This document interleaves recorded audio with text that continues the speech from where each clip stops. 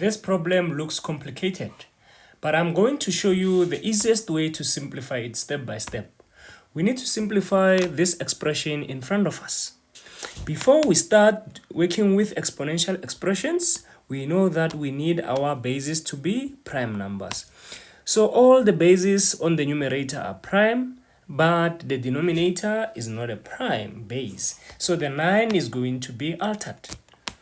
Since 9 can be written as 3 to the power 2, we can change the denominator to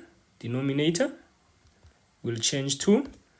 Basically, we're going to replace the 9 with 3 to the power 2. So we're going to have we're going to have 3 to the power 2. And then we have 1006.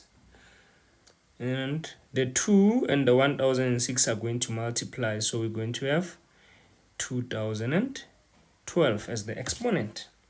Now we can write the expression as 3 to the power of 2015 plus 3 to the power 2013 all over 3 to the power of 2012. All right. Now, here's the trick. We need to find a common term and factor out. Looking at the exponents, the smallest power in the problem is 3 to the power of 2012. And that will be our common factor. So I'm going to express all other exponents as 3 to the power of 2012. So the first one, the 2015, will break into 3 to the power of 3 multiplied by 3 to the power of 2012 plus the other one will break into 3 to the power 1 multiplied by 3 to the power 2012 all over 3 to the power 2012. According to laws of exponents, if I multiply the same bases, I add the exponents. So 3 plus 2012 still gives me that. So 1 plus 2012 still gives me that. All right, so I have broken it down properly. Now I'll let k to be the common one, which is this one, 3 to the power of 2012. And then 3 to the power 3 becomes 27. K, because 3 to the power 12 is k. And then here I have plus 3.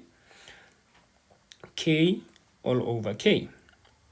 And the good thing is now at the top I have common factor. So I have like terms. I can add them. So 27k plus 3k is 30k all over k. And the k will cancel the k and we will remain with 30. Right. So by choosing 3 to the power of 12 as k, we simplified the problem step by step and the final answer is 30. Mastering this method will save your time in exams. And if you have found this helpful, check out the next video where I simplify even more crazier problems. Thank you.